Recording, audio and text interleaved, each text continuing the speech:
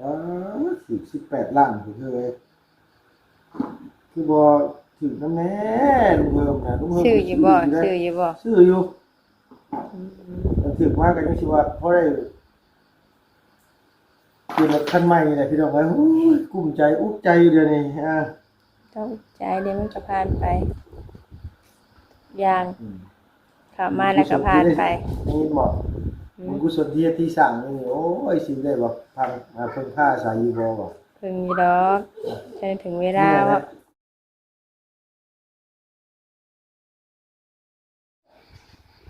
สาวน้อยก็นั่งเล่นผู้เดียวอยู่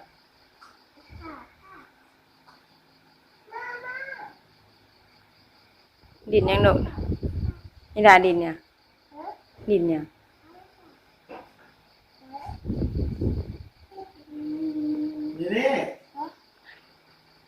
นี่ฮะมาเลยโอ้ปังก่อนเดี๋ยวมาเลย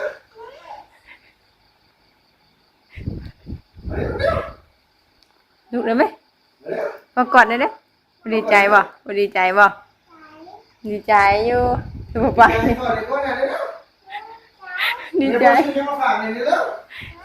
บางทีมาฝากบางทีบางทีบางเด้ลุกมาเด้ว้าวเห็นไหมมาเร็วมันก่อนเร็วมาเร็ว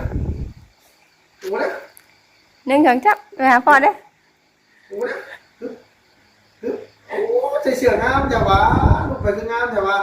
มาเร็วพอก่อนเลยเร็วเอ๊ะมาเอามาเร็วแทงเลยวะนี่เนอะโอ้ยมาหอมมันได้เลยหอมมันได้เลยหอมมันได้เลยหอมมันได้กันน่าขึ้นในคนนี่นะว้าวน่าขึ้นพ่อดีนะก็เกินดิเกินมาอยู่วันนี้พออยู่เลยว้าวดีใจไปเร็วว่าอะไรยังของฝากอ่ะโอ้อะไรก๋วยเตี๋ยวมาฝากวะลูกวะว้าวก๋วยเตี๋ยวช่างแต่นั่งกินมีนั่งชดมีเลยแหละโอ้ยแล้วกินน้ำต้มมีจัอยู่งเลย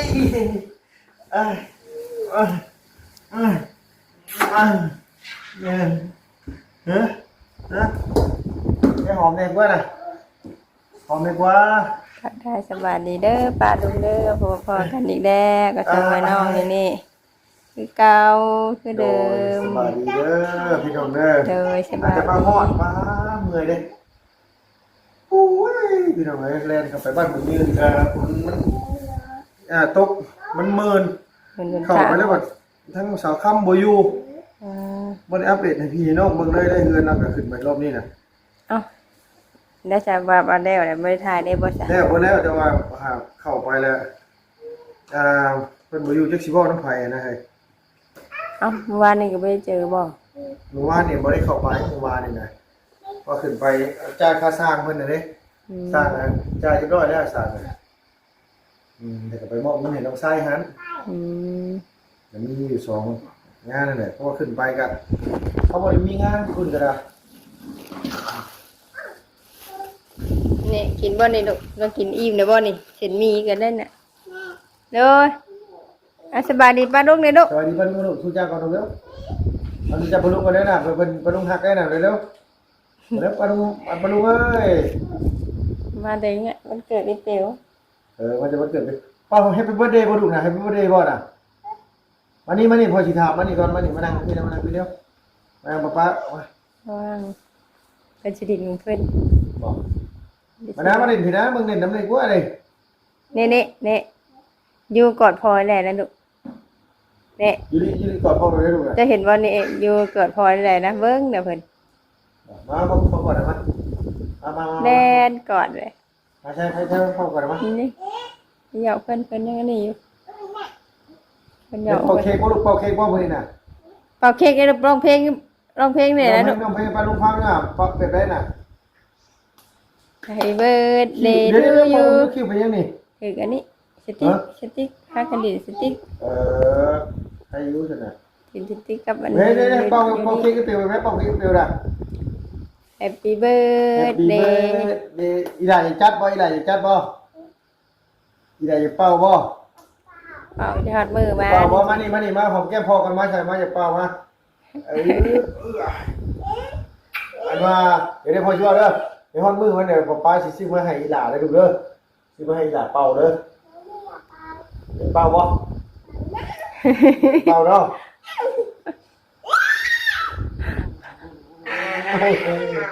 ให้ยูริกอดพ่อเลยยูริหอมแก้มพ่อยูริแบบนั้นน่ะ อยู่ดีจุ๊บปากพอเลย จุ๊บยอดจุ๊บ จุ๊บไปไหนเป็นปากคือกันเนาะเอ้ย คือกันบ่ หนาวเดี๋ยวโอ้อ้วนขึ้นได้นี่นะคนนี่นะเนาะอ้วนขึ้นบ่นี่นะใส่สุ่มแดงไหมนี่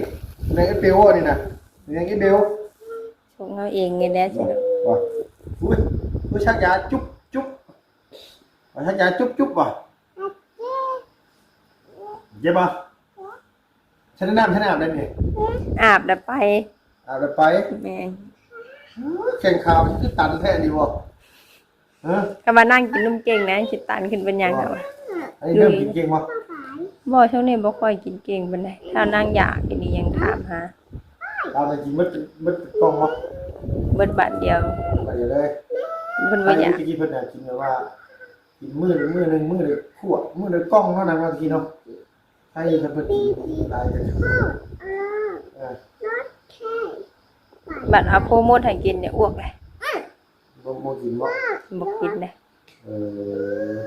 แบะไม้ได้เพิ่น บ่บ่อยากบ่ อ่าโน่นไปดีใจว่าพอมาน่ะดีใจบ่พอมาดีใจบ่ดีใจติลูกบ้านเข้าแล้วบ่นี่ยังบ่แล้ว อืม ยัง บ้านเขาบ่ได้บ่ ยังมันเป็นมันดินมันเหนียวมีน้ำมันไถยาก ไปเพิ่นเป็นคนคิดฮะ เอาทองหลายเอาเพ่งจามรถไทยเพิ่นบ่แล้วมื้อนี้เพราะว่ามันดินมันเหนียว โชคดีซิเนาะ ฮะ เพิ่นก็เจ้าถือรางวัลที่1 อ๋อ ลาวคนไทยบ่ เนาะ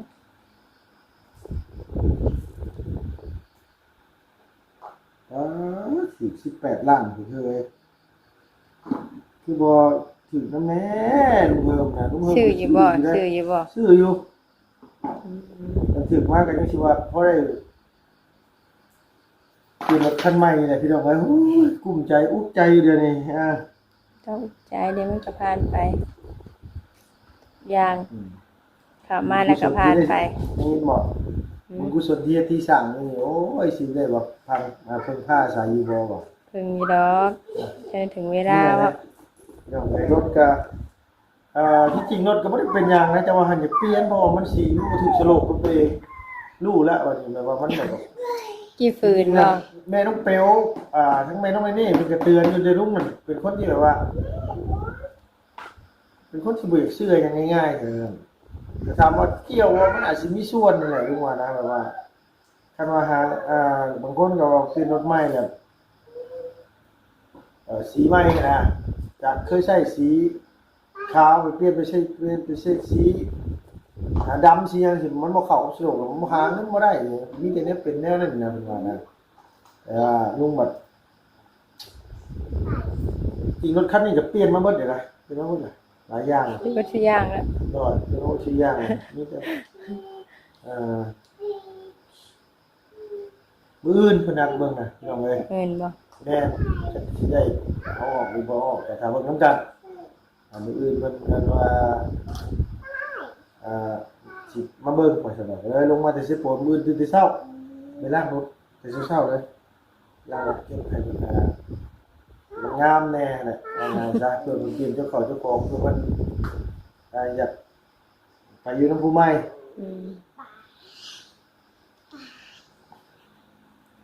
ไอ้นี่ขี่รถจักรแล้วกับพ่อวันนั้นนี่เอาไปตลาดนั่นก็โอเคพ่อลูก ยิ้มไปเป้ คันนี้บ่ไปเอาคันนี้บ่ไป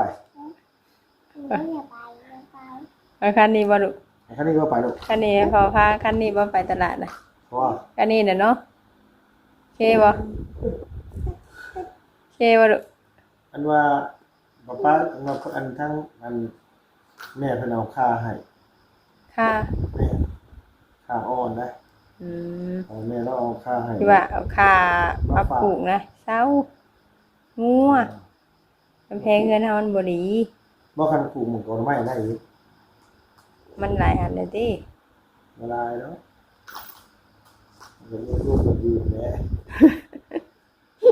เฮ็ดป้าก็เมื่อยแต่ว่าลูกว่า ฮะ เมื่อย เมื่อยเองบ่ เมื่อยทั้งเมื่อยยังเมื่อยบ่มีคลิปลงเลยก็บ่เฮ็ดเลยนี่ เอา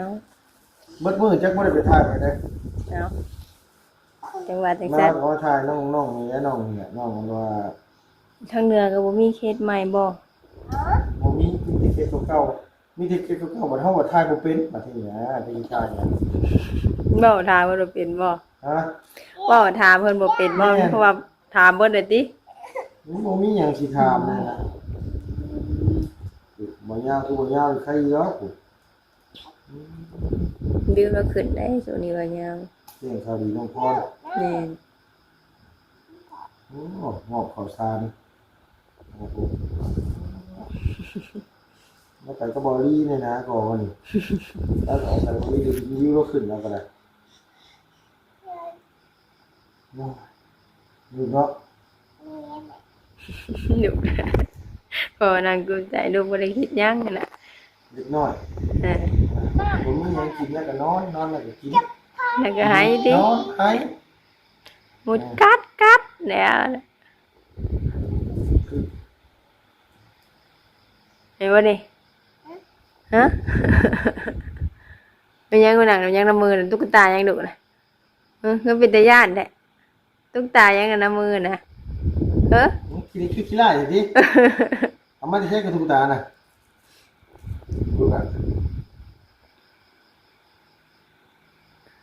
ได้มาอยู่เฮือนนี่นี่บ่อนมีกองอันอะไรอย่างนะไอ้เมียเดิงลูกหลานจังจับดินมาดินมาขึ้นเฮือนอยู่ดิจับสักขาวปัญญังถ่ายมาอยู่เฮือนนี่นี่บ่อนตุ๊กตาตัวนี้ นี่ของเมียเรื่อง แม่นบัวรพาบอกเฮือนนะอันนี้อย่างนี้มาต้อนนี้อย่างนะค่ะ มีค่ามีนี่เอาไปเบิ่งปะโอ้พี่น้องเอ้ยปวดตีเลยลูกโอ้ปวดแขนปวดขาเมื่อยดิ แข่งปวดขาอะไรอย่างมาต้อนเนาะ ไม่หรอกเล็กน้อยขาอัน ไปเส้นทางบ่ เลยบ่ได้นี่หรอกบ่ได้นี่หรอกเอาเงินให้น้องมันแม่มันจะขาด8,000กีบเอาให้มัน25,000 อืม อยู่ตูนนะโอ้ดูผู้ชมที่ได้เฮ็ดได้ทำนี่ได้ดูขาตุ๊กตำมันเร็วอ่ะ อืมนี่มันกลับมา เอาดีเด้ช่วงนี้ก็โอ้จิตใจบ่ค่อยนี่เป็นไรเด้ เป็นนี่ไร มันง่ายโอ้ยมันเคลียร์มันง่าย โอ้ยังมาหลายคักแน่แท้นี่ยี่ว่าได้หน่อยได้นี่ อันนี้เอามาปลูกก็ได้แล้ว เออล่ะได้ยังให้คักแท้นี่ แม่หาปีเชฟโปนให้ละ มีไม่ฮักเลยขึ้นไปดูแล้วมีไม่ฮักเลยบัดนี่ นี่เอิ้นน้องแม่เอิ้นหยังไปแล้วไม่ใช่ บ่ก้นบดหัวเลยน่ะ ฮะดูดีได้แม่แล้วกัน เออจิเอ้า ไปโทรมา ไปโทรมาเลย เขาไปเพื่อนนั่นน่ะเนาะ อันนี้เงินเลยเงินข้างนอกหรืองัวกินเกือบไผ่สะน่ะ เดี๋ยว เนี่ยตักไปซับก่อนพอได้ข่าวมาหลายจำนี่เอ้ยมึงเนี่ยพอคุยโทรศัพท์กันครับเป็นไงอยู่ในบ้านทางนี้อีกละกินมะม่วง แซ่บปะแซ่บปะดุโอ้กินไปได้แซ่บแท้นี่ปะโอ้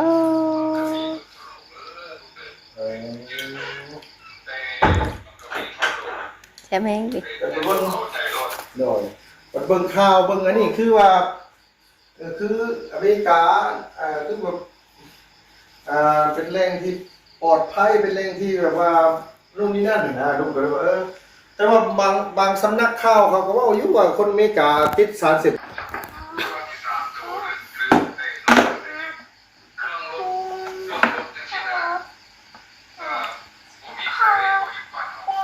นั่งเล่นทีเดียว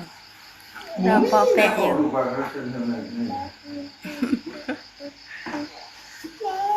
โดยมันเป็นยี่ห้ออย่างพอ กินคนเดียวบ่เด้อ โดยโอ้โดยด่าแป้งแขวยังรถคนประเทศอเมริกาอียังแม่มาให้แป้งแขวเด้อโดยลูกบ่มักลูกปอดลูกบ่มักเพราะว่ามันกินน้ำมันหลายเลยครับอีกอย่างก็คือแป้งมันบ่พอนะบอกมันแพงถูกันดูละถูเบาอ้าปากแม่ถูให้โดยเขาหลายปีสิบ่ครับอ้าปากอีกโอเคกำหนดมันกำหนดใส่ห้ามันน่ะบอกถูละถูบัดนี้ถูอีกรอบนึงแค่นั้นแล้วนะฮะนี่อ้าปากก่อนอ้าปากให้สิบ่ดินเด้อเฮ้ยบ่ดินเด้อเฮ้ยคนเก่งอ้าปากแม่เฮ็ดได้มั้ยมาเป็นแขวมันได้ลูกดาเร็วแต่ละมือแต่ละเว้นปลาลงเอ้ยพวกนี้ก็จะเป็นแขวได้แต่ละมือไล่จิบหัวเอาโคตรโพเลยนี่นอนเชียวสิเป็นไงซะเร็วกระมังกับมาดินในเหยียบแตกจะเฮ็ดลูกหลานมันสิเหยียบมันแตกมานางมาเป็นแขวเร็วเดี๋ยวละมือนะโอ้ยเขาสวยมาอ้าปากทำไมกันเห็นเด้อเดี๋ยวเขียวมันเมงนะฮะเมงกินเขียวดำเจ็บเขียวได้มะแม่เปลงให้ลูกมะอ้าปากหันให้มาดูอ้าปากทำไมมันไม่เปลงให้มะโอ้power พ่อ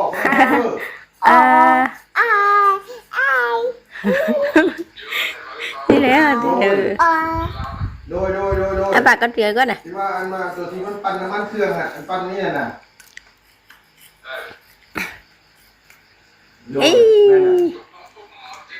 เอ้ยหันมาดูโดยอีแม่เทิงนี่หันหน้าแมวทำไหมอีกันนี่เดียวหามานี่ใช่ไหมปั่นมาดินมาดับดินออกมาสิเปลี่ยนดินให้นี่เร็วเอามากินขนมยังลายอยู่วันนี้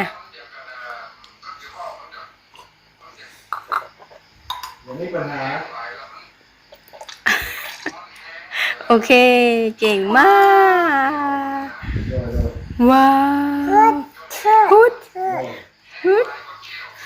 เวลานอนนะบาดนี้ได้ลาปลาดุกนี่ลูกละสบายดีปลาดุกนี่ปนดาปลาดุกนี่ชงคัดงานปลาดุกก่อนจ้ะเย้ให้นี่แบบเอาได้ใช่ให้เขาสอนอีกได้จ้าบ่ได้ไม่บอกตัวบ่จำให้วะนี่สิ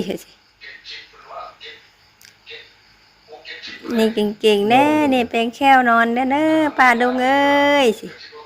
ลาปลาดุงไปนอนกันเด้อวันนี้เด้อบายปลาดุงกันลูกละบายพบกันคลิปหน้าเด้อแค่นี้สบายดีฮัลโหล